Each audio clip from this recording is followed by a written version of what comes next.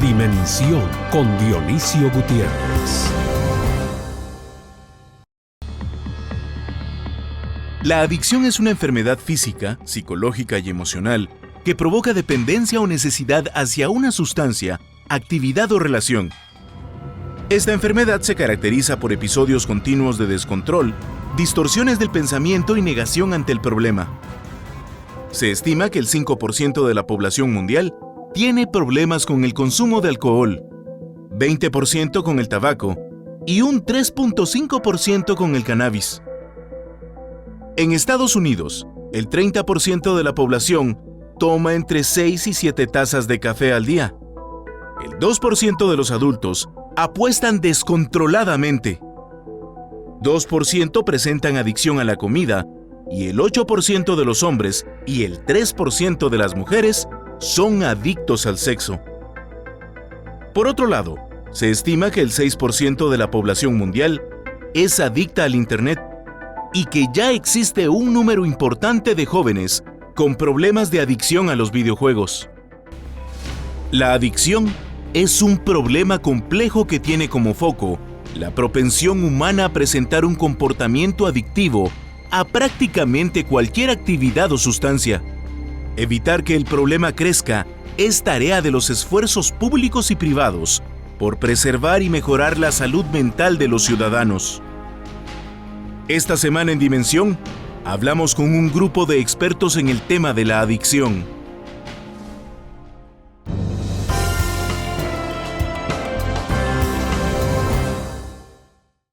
Esta semana vamos a discutir en el programa sobre el tema de las adicciones.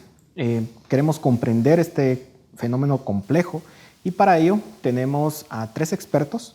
En primer lugar, a la licenciada Gabriela Morales de Sanz, quien es psicóloga clínica, a la licenciada Jimena Soto, psiquiatra con especialidad en manejo de adicciones, y al doctor Miguel Garcés, médico especialista. Muchísimas gracias por estar en Dimensión en esta noche. El tema de las adicciones es un tema complejo, digamos, porque involucra muchos elementos, desde temas de educación, temas biológicos, temas sociales, y hasta el día de hoy, digamos, sigue afectando a gran parte de la sociedad. Y lo que queremos discutir es cómo poder afrontar este fenómeno. Quisiera empezar preguntándoles cómo entender el tema de las adicciones. ¿Qué son adicciones? ¿Qué no son adicciones? Doctora, empezamos con usted. Bueno, las adicciones, yo creo que una de las cosas muy importantes es empezar a quitar el estigma y el tabú que hay en torno a este tema, ¿verdad? Y empezar a comprenderlo desde su naturaleza cerebral y considerarlo ya como lo que es una enfermedad. Y una enfermedad debido a que hay una exposición recurrente a una sustancia. Esta exposición recurrente a esta sustancia va a empezar a generar cambios dentro de un órgano específico. Y este órgano es el cerebro. Entonces yo muchas veces hago la comparación entre enfermedades cardíacas y adicción. ¿Por qué? Porque ambas enfermedades van a alterar el funcionamiento normal de un órgano. En el caso de las enfermedades cardíacas, el corazón. En el caso de las adicciones, el cerebro. Ambas son prevenibles, ambas son tratables. Obviamente, si no se tratan de una forma adecuada, pues no va a haber una respuesta adecuada. Pero sí, la adicción es importante empezarla a catalogar como lo que es, una enfermedad. Licenciada, ¿usted está de acuerdo con esa definición? Estoy de acuerdo. Creo que es una enfermedad, creo que tiene componentes genéticos claros. Creo que también es la combinación de una caja fuerte, ¿verdad? Porque hay personas que pueden tener la predisposición genética y sin embargo no desarrollar la enfermedad, y gente que definitivamente no tiene la predisposición genética y desarrolla la enfermedad. Entonces estoy totalmente de acuerdo. Lamentablemente la adicción ha sido tratada como un vicio, ¿verdad? Se ve a las personas adictas como malas personas, como personas necias, como personas... Un problema moral más que... Correcto, médico. que como un problema médico y de salud. Y la verdad es que es injusto porque nadie escoge ser adicto, ¿verdad? Es una condición y estoy de acuerdo en que es tratable, no curable, pero que si se dan los pasos adecuados, definitivamente las mejoras en la calidad de vida son importantes. ¿Cuáles son los factores que inciden en que una persona pueda o no desarrollar las adicciones, doctor? Sí, mire, estamos aquí con 2 expertas, psicóloga y psiquiatra y psicóloga, expertas en adicciones, ¿no? Mi experiencia ha sido en el tema de tabaco, o más que en cualquier otro tipo de adicción. No he trabajado con otros. Sin embargo, pienso que debemos pensar en cómo prevenirlo y cuál es la causa de la adicción. Yo sí considero que hay algo genético, indudablemente, pero también hay un medio ambiente que lo hace uno propicio a la adicción. Hay cuestiones en la vida que te llevan a eso. Hay en el desarrollo del niño también, el niño que es abusado, el niño que tiene una baja autoestima, se relaciona muy cercanamente a la adicción. En el tema de tabaco, se comienza a fumar en la niñez y en la adolescencia. Raro comenzar en la vida adulta. En la vida adulta ya eres fumador. Y lo que se ha visto es que los jóvenes que fuman son los jóvenes que tienen más baja autoestima. No es el joven de mayor autoestima. No es el ganador, es el perdedor el que comienza a fumar. Entonces, yo sí considero que en esto hay que ver qué es la causa de la adicción y que a nivel social hay un gran número de factores que hacen a una persona proclive a que sea adicta, tanto al alcohol, al tabaco, a las drogas. Hablábamos con la licenciada de la adicción al sexo, la adicción al juego. O sea, no es solo la adicción a drogas, hay otros tipos de adicciones. Yo solo me parece que debemos extender el tema de que la adicción no solo tiene un componente cerebral fisiológico, tiene un componente también psicológico, que es esa dependencia que yo tengo de utilizar la droga ante determinadas circunstancias, y un componente social. En el tema de tabaco, por ejemplo, es permitido fumar. Hay anuncios por todos lados. Es más, las tabacaleras se invitan a fumar como que fuera una cosa elegante, ¿no? Si usted ve los diseños de los anuncios de ellos, ¿verdad? Las películas. Las películas. Entonces, es una seducción para que se fume. Claro que lo que hay detrás es un interés de lucro, de vender un producto que es adictivo. Se considera que el tabaco es el más adictivo de todas las drogas y que mata al 50% de sus consumidores, ¿verdad? Pero entonces hay tres componentes que me parece que hay que poner la atención. Uno es el fisiológico, que si, por ejemplo, en tabaco tenemos drogas para controlar eso, efectividad regular, ¿verdad? Otro es el psicológico, que es esa dependencia que yo tengo de consumir esa droga, y el otro es el social, donde debemos evitar que el medio social sea conducente a una adicción. Yo lo miraría con ese amplio espectro, no solo lo biológico, sino biológico, psicológico y social. Yo agregaría a eso el espiritual y el emocional, porque a mi criterio adicción va de la mano de trauma. Como una forma de tratar de subsanar algo que ocurrió en la niñez o en algún momento de la vida. La adicción es una enfermedad de escape, y de lo que yo estoy escapando es de sentir. Entonces, a mi criterio, la emocionalidad está altamente comprometida en todas las adicciones, y es una manera de disfrazar lo que siento, o de sentirme mejor, o de manipular lo que está ocurriendo en mi mundo interno de una manera inmediata. Entonces yo agregaría que definitivamente está comprometida el área emocional y está comprometida el área espiritual, ¿verdad? Yo tendría aquí dos preguntas. Uno, el doctor señalaba que en el caso del tabaco es en la adolescencia en donde se va desarrollando o se va gestando esta adicción. ¿Sucede así con la mayoría de adicción, digamos, con otro tipo de sustancias, como la marihuana, la cocaína, el alcohol, otro tipo de adicciones? ¿O puede ser susceptible en cualquier momento de la vida? Eso es una. Y dos, ¿qué cifras se manejan en cuanto a cuáles son las mayores adicciones en el mundo? ¿Cuáles son las más comunes? ¿Quién se anima, doctor? Bueno, solo para reforzar lo que ha dicho el doctor, la tarea biopsicosocial, ¿verdad? Es básicamente lo que caracteriza a las adicciones. Y hay estudios que se han hecho donde hay un estudio de forma muy específica, no recuerdo ahorita en qué año salió, pero este estudio lo que hizo fue ver el consumo o la prevalencia de consumo de sustancias de mujeres que habían sido abusadas sexualmente de niñas versus el grupo control que no habían sido abusadas sexualmente. Y la prevalencia del consumo de las mujeres hoy y ayer niñas que habían sido abusadas era mucho más alto. Había una dependencia mucho más alta al alcohol que a otras drogas, y ahí ya entró a la pregunta. El alcohol, para nadie es secreto que es la droga más utilizada por la humanidad a través de la historia, con la finalidad de alterar conciencia y conducta, ¿verdad? Entonces también es la de mayor acceso. es la droga más popular, también depende obviamente de lo que se tome, pues la más barata. Entonces, a nivel mundial, la droga que más se consume dentro de las legales, según las estadísticas, pues es el alcohol y el tabaco.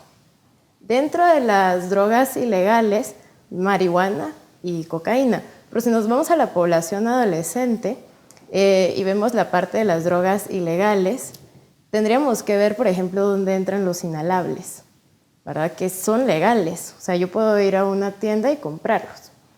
Pero no son hechos o no es un producto hecho para consumo humano, pero es un producto que consume nuestra población infanto-juvenil. Entonces, según las estadísticas, el consumo empieza más o menos a los 5 años. Dentro de estas drogas, pues se consume más marihuana y después se consumen inhalables. Y en Guatemala, la estadística que hicieron, el estudio que hicieron en el 2011, justo arroja este resultado, que es un resultado muy similar a los que han arrojado los estudios de la Encuesta Nacional de México en esta población. Marihuana, inhalables, cocaína, en la población infanto-juvenil. Y prevalece sobre estas el alcohol y el tabaco. Ahora hay algo que está muy de moda, que es la marihuana sintética, dentro de la población adolescente también, y que se ha empezado a consumir de una forma mucho más frecuente porque se ha minimizado la percepción del daño de esta droga. Y se está vendiendo como una droga que no es dañina porque es sintética y que tiene una acción muy similar a la marihuana. Y se empieza a hacer como muy popular dentro de los jóvenes, justo porque no se le ha dado el grado o el nivel de importancia, pero también porque no se ha educado sobre este tipo de sustancia. Ahora, a cualquier edad se puede convertir una persona adicta a alguna droga. O sea, por ejemplo, un caso de alguien que consume alcohol de forma ocasional, una vez a la semana, una copa de vino con alguna comida, y esta persona pase por un proceso de duelo, la muerte de algún familiar cercano, su pareja, su esposa, y empieza a tener problemas asociados a ese duelo, caiga en un cuadro de depresión y empieza a utilizar el alcohol para dormir, por ejemplo. Y claro, nosotros aquí estamos haciendo una relación entre sustancias y adicción, pero no necesariamente se da, como ya lo mencionaban, la adicción al sexo, la adicción, incluso se habla ahora de adicción a los medios sociales o las redes sociales. Digamos que pareciera que el comportamiento del ser humano hacia la adicción no necesariamente está sujeto a ciertas sustancias. No sé si estoy en lo correcto, pero dejo la inquietud, ya se nos terminó el tiempo en este segmento. Continuamos con Dimensión.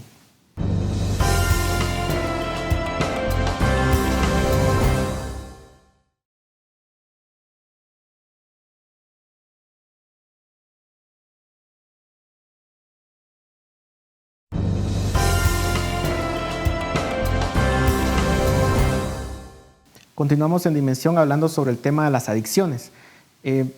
Planteaba el elemento anterior, digamos, si es que las adicciones no necesariamente están asociadas a sustancias, ¿cómo entender entonces, digamos, o qué papel juega la parte química, fisiológica versus la parte emocional?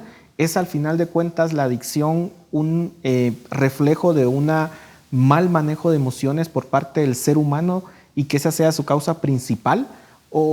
Y que, digamos, en términos, si uno lo pudiera ponderar, esto juega, no sé, el 80% y lo genético un 20%, no sé. Quisiera que pudieran comentar algo al respecto. En mi experiencia, yo divido las adicciones en dos: adicciones químicas y adicciones de proceso. Las químicas son las ya explicadas y mencionadas, las de proceso son todas aquellas conductuales, ¿verdad?, que al final de cuentas tienen mucho ritual incluido, ¿verdad? La adicción a la comida, la adicción al sexo, la adicción a la pornografía, la adicción a todo lo que hoy por hoy son electrónicos, por ejemplo, la adicción al trabajo, la adicción al ejercicio, la forma compulsiva de gasto, que también es una adicción. Y yo diría que es mi pensar que está íntimamente ligada a emocionalidad maltratada. Es una forma de evadir enojo, tristeza, soledad, melancolía, vacío, y una forma de llenarme de alguna manera con lo que utilizo en conducta para no lidiar con ese mundo interno adolorido porque no ha tenido voz. Usualmente, la adicción a la comida, por ejemplo, que es un tema que a mí me apasiona, inicia a muy temprana edad. Y es que la gente descubre que si come, el cerebro se calma. Lo que pasa es que es igual que una droga, ¿verdad? O sea, si yo consumo azúcar, definitivamente mi cerebro se va a calmar de forma inmediata. El problema está en que me calmo un rato y después vuelvo a necesitar el azúcar para tener la misma sensación de calma. Entonces, yo diría que en mi criterio, definitivamente las adicciones van de la mano con manejos emocionales complejos. Doctor. Indudablemente, yo estoy de acuerdo con la licenciada. El tema aquí es buscar el porqué de las adicciones. Y pienso que tal vez se habría que hacer como una separación entre estas conductuales, por ejemplo, la adicción al juego, que tengo una hija que se va a Las Vegas y le digo, yo no quisiera que fuera, ¿va? Porque es un ámbito que a mí me desagrada. Pero está el tema de la adicción en lo biológico. Cualquier proceso que dé placer te va a liberar dopamina. Y mientras más placer te da, más dopamina vas a liberar. Sea un cigarrillo, sea alcohol, o sea sexo, o sea comida. Entonces, eso es lo fisiológico. Ahora, ¿qué es lo que lleva a las personas a consumir en exceso, no? ¿Qué es lo que lleva a las personas a repetir ese acto? Usualmente es porque tiene más placer a nivel fisiológico, lo está compensando, pero también hay un refuerzo de lo social y hay un refuerzo de lo ambiental, de lo social y de lo psicológico, ¿no? Esa persona que repite el acto pero tiene un medio familiar que lo favorece, que lo refuerza, porque si no fuera así sería poco probable que fuera adicto. Luego las adicciones se conjugan, porque es muy común ver al que es adicto al juego también toma y también fuma. En el tema de tabaco y alcohol no hay ninguna duda, que los alcohólicos son los que más fuman.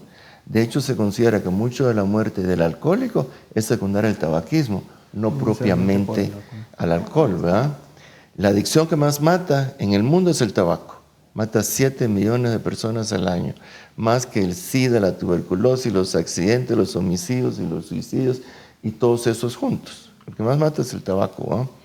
Y es una droga legal, contra la cual debemos luchar porque es la que más mata. Sin embargo, quiero referirme al tema de que, aunque hay un proceso biológico que lo entendemos bien, que va por una base del cerebro, por el núcleo accumbens, una serie de procesos fisiológicos muy bien estudiados, sí hay un tema de lo social, que es lo que pienso yo que va a tener el mayor peso en determinar que una persona sea adicta o no, porque no se nace adicto.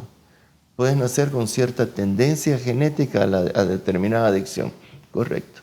Pero no se nace adicto. La adicción sobreviene en el camino de la vida, ¿no? ¿Y qué son los factores que me están haciendo que yo caiga en esa adicción? A mí me parece que ese es un tema de estudio muy importante si nosotros queremos cooperar a la salud del público, ¿no? A la salud pública y evitar las adicciones. Es cuáles son las causas de esas adicciones. Eso lo termino diciendo. En tabaco se ha estudiado muy bien. En tabaco se comienza a fumar en la infancia, en la adolescencia, y es la persona que busca ser reconocida por su medio social. Y una vez que cae en esa trampa, ser reconocida, después viene la adicción secundaria al consumo de la droga adictiva que tiene el tabaco, que es la nicotina, cuya adicción es mayor que la adicción a la cocaína. La nicotina produce mayor adicción que la adicción a la cocaína. Después de que cae en la adicción fisiológica, ya cuesta más dejarlo. Ahora, ¿cómo hacer para ayudar lo fisiológico, lo social, lo psicológico? Uno, para evitar la adicción, y dos, para tratar al adicto, ¿no? Porque yo estoy casi de acuerdo con que la adicción es incurable, ¿verdad? Digo casi de acuerdo porque no, tampoco lo he estudiado mucho, ¿no? Pero yo sí pienso que el tema de la adicción es un tema esencial que debiéramos tratar con mucha profundidad. Ahora, si estamos hablando que que uno de los factores de riesgo es la edad, estar en adolescencia o estar muy cercano a la adolescencia, a la juventud, ¿qué pueden hacer las familias para tratar de evitar que los hijos puedan caer en este tipo de situaciones. Hablando en el sentido de familias que son funcionales y que quieren que sus hijos no caigan en esto, porque hay familias o hay padres que definitivamente son irresponsables y ellos mismos tal vez sean factores de riesgo para sus propios hijos. Pero, ¿qué es lo que tiene que hacer una familia que quiera de alguna forma evitar que sus hijos caigan en este tipo de situaciones? Por ejemplo, me refiero específicamente al tema del alcohol. Hay algunos que piensan que lo mejor que puede hacer es que en la familia se consuma alcohol, que los niños vean que se consume de forma, entre comillas, responsable, y que eso va a hacer que esa persona pues no desarrolle una relación enfermiza con el alcohol. Hay quienes piensan que debería de abstenerse y tratar de que la persona consuma alcohol lo más tarde en su vida posible. ¿Cómo afrontan esto las familias? ¿Cómo lo pueden afrontar? Yo diría que más importante que educar en cuanto a ejemplo, que yo creo que es la forma más efectiva de educación al final, ¿verdad? Si yo soy ejemplo, tengo al final autoridad para pedir, para explicar, para formar cerebros. Sin embargo, creo que hay necesidades profundas en una familia a mencionar y que sin esas necesidades cubiertas, por mucho que nosotros eduquemos, el éxito estaría en cuestión. Los cerebros humanos, niños, antes de 12 años, tienen 6 necesidades cerebrales que necesitan cubrir, por decirlo de una forma, ¿verdad? Pertenencia es una, conexión es otra, seguridad, autonomía, propósito y comunicación. Y lo que yo siempre digo es, ¿será que la familia está siendo ese lugar sagrado que provee a esos niños con esas posibilidades? Porque de ahí se forma la autoestima. Y si un niño tiene un valor suficiente a nivel interno, tiene menos posibilidades de riesgo, y lo que nosotros podamos proveer como profesionales de la salud o como educadores o como padres a nivel racional, entonces es bien recibido. Pero si nosotros como sistema familiar tenemos caos, tenemos carencias afectivas, tenemos poca comunicación, tenemos poco modelo, tenemos poca información real, tenemos un ejemplo distorsionado, por mucho que nosotros eduquemos a los niños, la verdad es que las posibilidades de éxito son bajas. Yo realmente creo que nuestra sociedad y las adicciones en general van de la mano con sistema de valores, con todo lo que es formación moral y con que definitivamente los valores no deben ser negociables jamás. ¿Doctora? Sí, yo estoy de acuerdo, ¿verdad? Yo creo que la educación hace la diferencia. Porque afuera hablábamos de esta campaña de Di no a las drogas, pues no ha sido exitosa. Las drogas están para quedarse y los niños van a salir y se van a exponer a ellas eventualmente, a una etapa eventual de la vida, ya sea alcohol, tabaco u otras sustancias.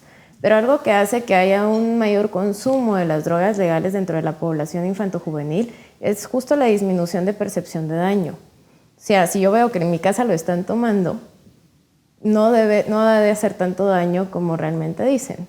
Entonces iba mucho también de realmente educar y educando y explicándole al niño lo que va a hacer esa sustancia y las consecuencias a largo plazo que va a tener esta, ¿verdad? Y otra cosa que también es muy importante sería también justo el ambiente y la comunicación.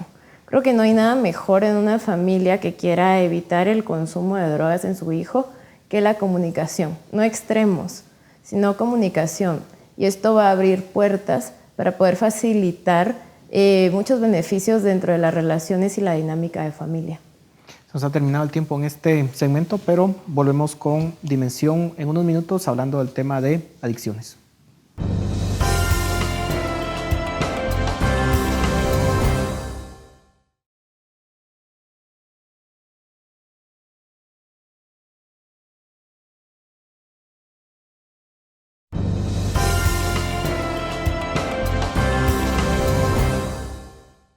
Llegamos al tercer segmento del programa de esta noche hablando sobre adicciones. A nivel de familia, pues ustedes ya mencionaban lo que se podía hacer, el tema de hacer de que sea un lugar sagrado, de la comunicación que tiene que haber. Doctor, hablemos un poco a nivel de políticas públicas. ¿Qué es lo que se puede hacer desde el Estado, desde el gobierno, para evitar que pues, las personas puedan llegar a estos extremos de adicciones?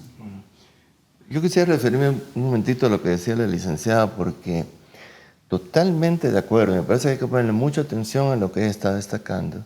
es en el medio familiar donde usted le va a dar a ese niño seguridad o inseguridad, autoestima o no autoestima. Ahora, de allí al medio social grande también hay una conexión muy importante entre ese medio social grande y el medio familiar. Y uno se pregunta, ¿cuánto esto medio familiar se influencia por esto? El niño también sale de la casa, sale de la familia, se va al colegio, ahí va a estar expuesto a otro tipo de determinaciones, ¿verdad? Otro tipo de determinaciones. En el tema de tabaco me voy a referir de nuevo, que es el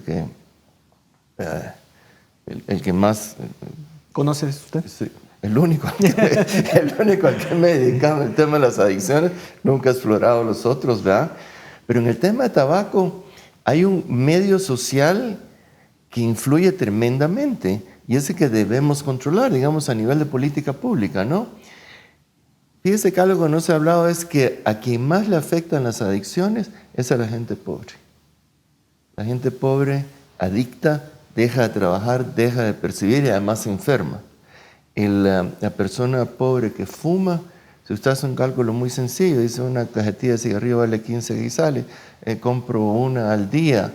Ese señor se está gastando entre el 10 al 15% de su salario, el salario mínimo, en esta adicción, que además lo va a enfermar, ¿verdad? Entonces, la principal medida de control, por ejemplo, en el tema de tabaco, es aumento al precio del tabaco vía impuestos. Eso le da un descenso inmediato en el consumo de tabaco, sobre todo en la gente pobre. Después, prohibición de toda publicidad, patrocinio, subsidio al tabaco, tener cajetillas de cigarro con el daño que hace el tabaco, prohibir la venta de tabaco a menores, y luego los ambientes libres de humo.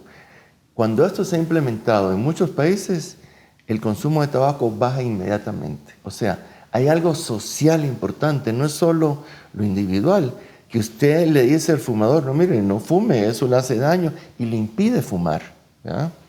Alguna gente habla de la libertad individual, yo qué sé, pero ¿qué libertad individual si él se está haciendo daño? Si nos fuéramos a aferrar a esa libertad individual, entonces no obliguemos a que se usen cinturones de seguridad. Usted está en libertad de matarse, ¿no? Pero el Estado tiene la obligación de proteger a su ciudadanía. Y yo sí pienso que hay muchas medidas estatales importantes para reducir las adicciones. Y hay que decir, doctor, que el tema del tabaco, estas medidas que usted mencionaba, de hecho ha logrado que se reduzca el consumo del tabaco a nivel mundial. A nivel mundial, en muchos países donde no en muchos, todos los países donde se implementan estas leyes, el consumo desciende e inmediatamente descienden las admisiones por infarto al miocardio. Uruguay, un país latinoamericano, implementó las leyes y el infarto al miocardio descendió inmediatamente y posteriormente los casos de cáncer van descendiendo. Digo posteriormente porque el cáncer tiene un periodo de evolución más largo, ¿verdad? Pero no hay duda que mejora la salud, ¿verdad? Ahora, distinto es el tema, por ejemplo, de drogas ilegales, que ese, digamos, es un paso más. En el tema del tabaco uno puede decir es un tema legal, regulado. Sí, pero déjame referirme a eso solo un momentito. Cierto que en el tabaco es permitida la propaganda y en las otras no, pero si usted mira películas norteamericanas y europeas, ahora el uso de la cocaína es normal. Y de la marihuana. Y de la marihuana ya no digamos, ¿verdad? Incluso de las drogas sintéticas, diría yo. Sí, y se mira como normal y sale en las películas y sale en todos lados como normal. Y se lo preguntan a los adolescentes, adultos, jóvenes, y la percepción del daño es baja. O sea, la percepción del daño de estas drogas. Incluso la cocaína. Incluso de la cocaína. Ya. Pero digamos, aparte de que puede salir en las películas, el enfoque que se le ha dado a este tipo de drogas es prohibirlas completamente. De hecho, penalizar a quien las distribuye, las produce y quien las consume. ¿Es efectivo este tipo de políticas, digamos, o deberíamos de tender más al esquema de lo que sucede con el cigarro, en donde es legalizado pero regulado? No sé qué opinan ustedes. Yo, por ejemplo, aquí en Guatemala, ya el doctor y la licenciada me dirán si están de acuerdo o no. Yo creo que legalizar es un beneficio político en cuanto al control de disminución de mortalidad secundaria a violencia por narcotráfico. Pero a nivel de salud, el problema es mucho más grande, ¿verdad? Y ¿qué tanto Guatemala está preparado para tratar estos problemas? Porque viene iniciando el día de hoy, estábamos hablando de que la adicción es una enfermedad. Entonces, para poder responder a lo que se va a venir después de una legalización, tendríamos que cumplir y tener con todos los requisitos necesarios para responder ante las necesidades de salud que se van a venir con el uso de sustancias. Que hoy en día no existe. Que hoy en día no existe. Y entonces yo me voy mucho, por ejemplo, no se ha podido todavía implementar políticas en torno al tabaco para disminuir el consumo, que eso es reducción de daño. Tampoco hay políticas para disminuir o empezar a trabajar en la reducción de daño de alcohol. Va a ser muy difícil que legalicemos, por ejemplo, una droga más si todavía no se ha tomado y no se ha puesto sobre la mesa de una forma concreta la reducción de daño de las drogas que ya son legales. Entonces, primero yo entraría a nivel nacional, empezar a trabajar la reducción de daño o la política de reducción de daño sobre las drogas que ya son legales. Y empezar a capacitar personas profesionales de la salud en torno a este tema. O sea, realmente, ¿cuántos hospitales a nivel nacional tienen una clínica de adicciones? Ninguno. Y entonces, si yo tengo un hijo adolescente que tiene un cuadro psicótico o un cuadro de depresión secundario al uso de alguna droga, ¿a dónde lo voy a llevar? ¿Qué voy a hacer con ese niño? ¿Qué respuesta me va a dar el Estado?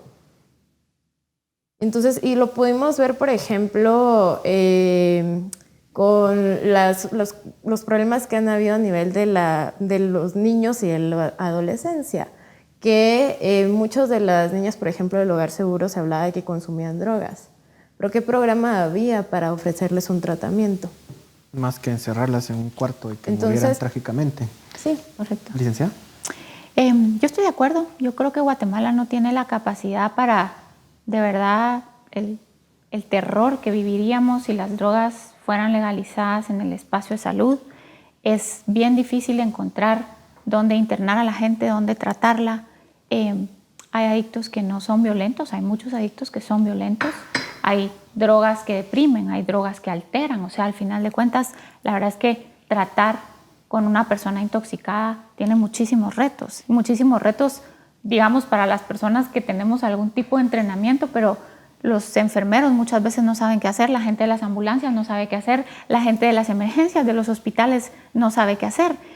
Es más, muchos médicos dentro de la salud mental no tienen mucho conocimiento sobre la adicción como enfermedad y es más, todavía pelean el concepto de adicción como enfermedad. Entonces, yo estaría totalmente de acuerdo que sería una tremenda irresponsabilidad porque no tenemos cómo responder a la necesidad que inminentemente se manifestaría. Estoy totalmente de acuerdo con eso. Por el otro lado, es mi criterio. El alcohol y el tabaco son legales y se supone que hay políticas que regulan el uso, ¿verdad? Sin embargo, en Guatemala es tristísimo decirlo y me incluyo dentro de tal vez la falta de acción hacia hacer más cosas efectivas, pero salga usted un viernes en la noche a las calles de la Antigua, a las gasolineras, a los Super 24. Yo sé que ahora hay políticas, ya no están cerca, pero están lejos y todos son menores, o muchos de ellos. Entonces, están en la vista pública, digamos de que las autoridades. es correcto y es negociable. Entonces yo digo, si con dos drogas que son legales, de alguna forma no hemos podido utilizar esa regulación para un orden adecuado, imagínese el caos que viviríamos si se legaliza el resto de drogas y tampoco vamos a tener la forma de regularlo y de manejarlo de forma asertiva, verdaderamente pudiendo dar seguridad a la gente que en un momento dado va a requerir ayuda y tratamiento. Y ahí quisiera ver que ustedes pudieran analizar el tema del factor de riesgo por género. ¿Es más común el uso de drogas en hombres que en mujeres? ¿Y la razón por la cual sucede eso? El tabaco es mucho más común en hombres que en mujeres. La adicción al tabaco es más fuerte en mujeres que en hombres. O sea, para una mujer dejar de fumar es más difícil que para un hombre dejar de fumar. En los jóvenes está aumentando más el tabaco en mujeres que en hombres. Se le puede dar datos de Argentina y de Chile, donde las encuestas de la infancia dicen que las mujeres adolescentes están empezando a fumar más que los hombres. La encuesta de Cecatit que aquí se hizo de niños de 13 a 15 años, hubo una comparación y está aumentando proporcionalmente más el consumo en mujeres que en hombres. Correcto. Niños y adolescentes. O sea, la mujer está entrando ahora en este consumo. Asumo que en otras drogas debe ser similar, pero no lo sé. Pero si así es en el tabaco, no veo por qué no en otras, ¿no?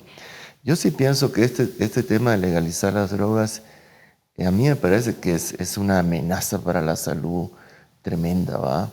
En otros países, por ejemplo, Uruguay legalizó marihuana, pero tiene unos controles tan estrictos para la venta y uso de marihuana que usted pudiera tener cierta tranquilidad.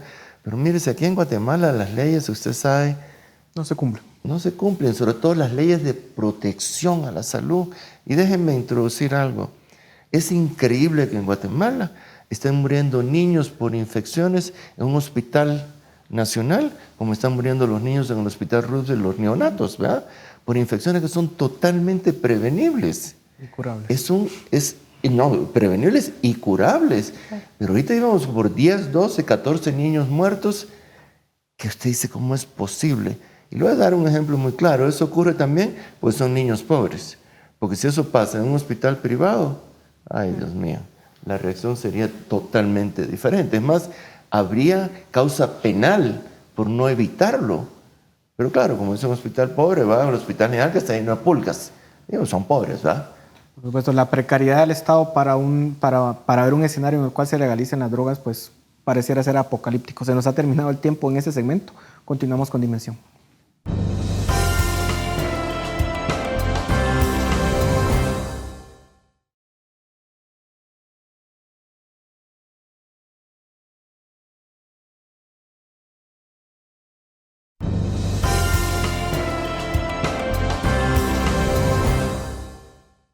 Llegamos al último segmento del programa de esta noche, hablando sobre el tema de adicciones.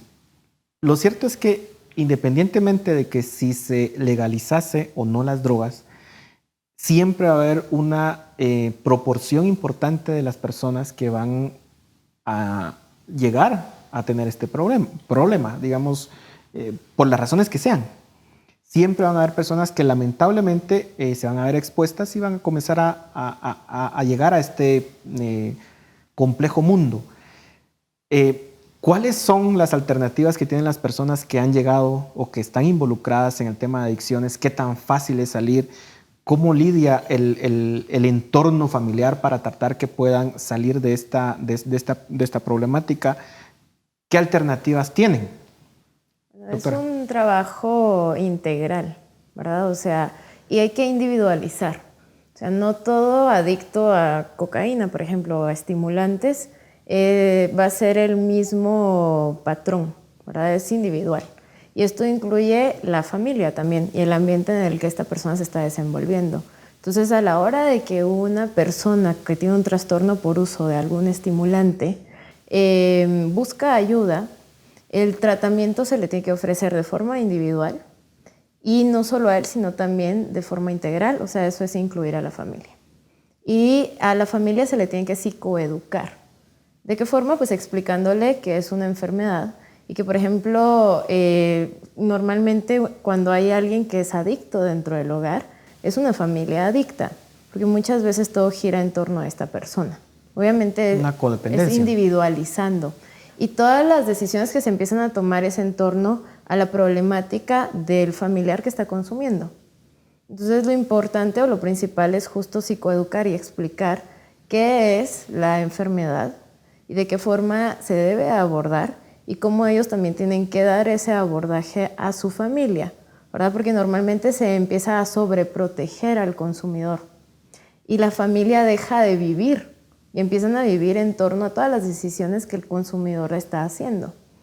Y la otra es, sí es una enfermedad, pero a la hora de dar un tratamiento, la persona que está consumiendo tiene que realmente desear el tratamiento. Es un diabético, por ejemplo, que sepa que es diabético, pero igual se come un pastel de chocolate. O sea, sabe que va a haber consecuencias, igual se lo está comiendo y no está trabajando en torno a eso. Lo mismo es con una persona con alguna adicción. Tiene que haber un deseo para empezar a recibir el tratamiento adecuado, ¿verdad? Entonces sí tiene que haber, o sea, un psiquiatra no puede hacer el trabajo, un psicólogo solo tampoco, o sea, tiene que ser un trabajo en equipo. Muchas veces también sirven, va a depender de la persona, los grupos.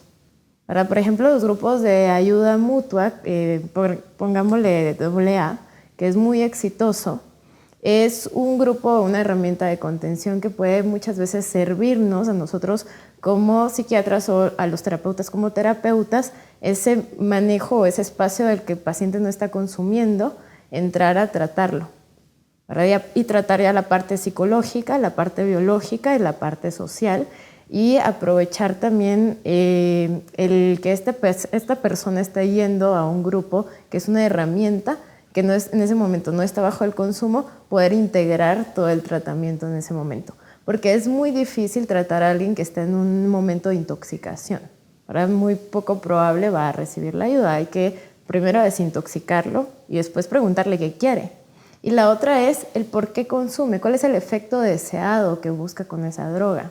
Y hay que empezar a trabajarlo de forma paralela. Si es porque está deprimido, pues se tiene que trabajar la adicción al estimulante o a la droga y la depresión, o la ansiedad y el consumo. O sea, se tiene que dar un tratamiento paralelo para que sea exitoso. Dentro del tratamiento van a haber recaídas, ¿verdad? Pero sí se puede tratar y sí pueden pasar muchos años, incluso toda la vida, sin volver a consumir, pero esto implica un trabajo bastante fuerte. Pero por lo que usted dice, doctora, esto implicaría recursos económicos, claro. Si es que necesariamente se tiene que ir con un profesional. Y en el contexto de Guatemala, ¿quién puede pagar un tratamiento de ese tipo? Yo diría que en mi percepción, la adicción es de las enfermedades más dolorosas que existen, tanto para la persona que está en consumo, para las personas que lo rodean. Creo que es para quien lo quiere y no para quien lo necesita. Eso es definitivamente un hecho y así funciona. Yo soy una amante de los grupos de los 12 pasos y eternamente agradecida con ellos. En los datos que yo manejo, la forma más efectiva de hacer tratamiento de adicciones, y yo le digo a mi gente, si tú tienes que escoger entre venir a verme o ir a un grupo de 12 pasos, ve al grupo de 12 pasos. Y le voy a explicar de dónde viene esa filosofía mía. Los grupos de 12 pasos no tienen costo. Creo que la forma en que el programa de los 12 pasos explica la enfermedad es accesible para cualquiera. Yo he estado en grupos en el interior del país, acompañando a gente querida mía y además asistiéndolos en la medida de lo posible. Y hay gente que no sabe leer y que no sabe escribir y se recupera. O sea, ni siquiera hay necesidad de leer la literatura para salir adelante. La comunidad del grupo hace que la gente tenga un sostenimiento adecuado para entender la enfermedad y salir adelante. Tuve hace unos años la invitación de participar en el congreso de Al-Anon de Shela. Al-Anon es la versión que ayuda a los familiares de los alcohólicos y los adictos. Y quiero contarle que me conmovió profundamente escuchar que había un porcentaje altísimo de mejora en una comunidad específica donde las mujeres empezaron a curar a sus familias y dejaron que el alcohólico hiciera lo que tenía que hacer. Y lo que resultó fue que a través de la curación de las familias, los alcohólicos empezaron a decidir que ellos también querían la ayuda. Y entonces empezó a ser una comunidad de costureras. Empezaron a traer a todas las mujeres, digamos, de las familias y empezaron a coser y a recuperarse biológicamente, emocionalmente, espiritualmente, económicamente. Así que yo creo que hay gente que puede pagar tratamientos. Los tratamientos son caros, definitivamente la salud mental es cara. Guatemala tiene poco acceso sin costo a. Creo que las personas que estamos además en el área de adicciones, es mi criterio, somos personas de servicio y en donde podamos asistir, ahí vamos a estar. Pero sin embargo yo sí le apuesto muchísimo a todo lo que es el programa de 12 pasos, no tiene costo de ningún tipo y es el más exitoso según mi récord para poder salir de los problemas de adicción. Y mi creencia, que era lo que le iba a explicar en el principio, es que satisface las necesidades cerebrales que calman el espíritu de una persona y los ayudan a reconstruir una vida. ¿Por qué? Porque cuando yo llego derrotado a un grupo y yo veo a alguien que llegó igual que yo y hoy tiene 7 años sin consumir y está parado y tiene un trabajo y tiene una familia, yo quiero eso. Y empiezo a pensar y a creer que sí se puede, un día a la vez. Entonces, si yo tengo adicción, una de las medicinas más adecuadas son los grupos de 12 pasos. Hay en todos los lugares, hay de todos los sesgos que usted quiera encontrar. Puede hablar con la gente con la que cree llevarse bien, puede no discutir, puede simplemente ser y puede satisfacer muchas necesidades emocionales que los grupos verdaderamente ofrecen. Entonces yo creo que para un país como Guatemala, esos movimientos merecen todo el respeto y toda la admiración y todo el servicio que podamos darles quienes estamos en la práctica privada, porque hacen una enorme labor social para muchísima, muchísima gente. Doctor. Mire, en la disciplina de la salud pública y la epidemiología, un principio del cual se parte es, si usted quiere prevenir, tiene que conocer la causa. A mí me parece que nosotros debemos investigar más esas causas.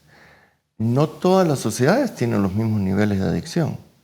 No todos los grupos sociales dentro de una sociedad tienen los mismos niveles de adicción. O sea, hay determinantes sociales, económicos y políticos que influyen en eso.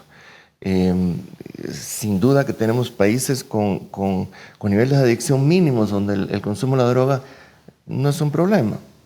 ¿A qué quiero llegar con esto?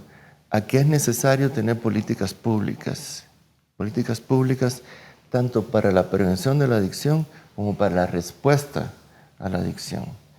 Pero la adicción es prevenible, que lo hemos visto, es totalmente prevenible.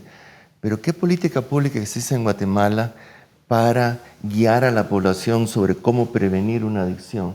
¿Qué política pública hay en Guatemala que promueva el bienestar infantil en la familia, pero que lo haga en forma explícita, que se dirija a las familias, que les haga ver a las familias la importancia de eso? ¿Qué política pública hay en Guatemala que proteja a la niñez? Que proteja a la niñez. Simplemente guarderías para que las mamás puedan ir a trabajar y darle amor a ese niño. No existe, ¿verdad? ¿Y qué política pública hay en Guatemala para responder a las necesidades de tratamiento, que es lo que usted plantea también? No existe en Guatemala ninguna clínica pública para adicción, para tratamiento de adicciones. Ustedes me podrán corregir si estoy equivocado. Hubo un intento de Secatí de poner una clínica de tabaco que no funcionó. En el Ministerio de Salud Pública se hicieron 2 intentos de poner clínicas de tabaco, uno en el Hospital General, otro en el Hospital Roosevelt, fracasadas también. Entonces, el Estado guatemalteco, y yo uso tabaco porque es lo que más he manejado, pero igual es el alcoholismo, ¿no? El Estado guatemalteco no se ha preocupado ni de prevenir las adicciones, ni de dar una respuesta adecuada para el tratamiento de esas adicciones. Y me parece que eso sí es una cosa muy importante de reflexionar. No vamos a resolverlo desde la práctica privada, no vamos a resolverlo desde pequeños espacios. Estoy de acuerdo con los 12 pasos, pero tampoco es la respuesta. Y si así fuera, deberíamos tener eso por todos lados, accesible. No hay en el Estado guatemalteco no hay políticas públicas de prevención de las adicciones ni de respuesta a las adicciones. Y por supuesto, se nos ha terminado el tiempo en 30 segundos. Para terminar, estoy totalmente de acuerdo. O sea, hay que buscar origen, ¿verdad? Y también en el momento en que ya está la adicción, pues tratarlo. Lo que decía la licenciada sobre los 12 pasos es funcional y es accesible para todos, ¿verdad? Y está el acceso y el alcance. Lo que lo hace indispensable y esencial son las personas que están ahí. Esas son las personas que le dan como justo ese valor y por el cual es tan exitoso. Pero tratamientos a nivel público no existen. Que es lo que al final tenemos que buscar. Y es una de las cosas que hay que buscar. No sé si 20 segundos o ya terminamos. Terminamos. Perfecto, muy bien, muchísimas gracias. Al final la conclusión es que lo que más nos convendría, tal y como ustedes lo han dicho, es prevenir y evitar que las personas pasen por ese horror que significa estar en una adicción. Muchísimas gracias por esos aportes. A ustedes muchas gracias por su atención. Volvemos el próximo domingo.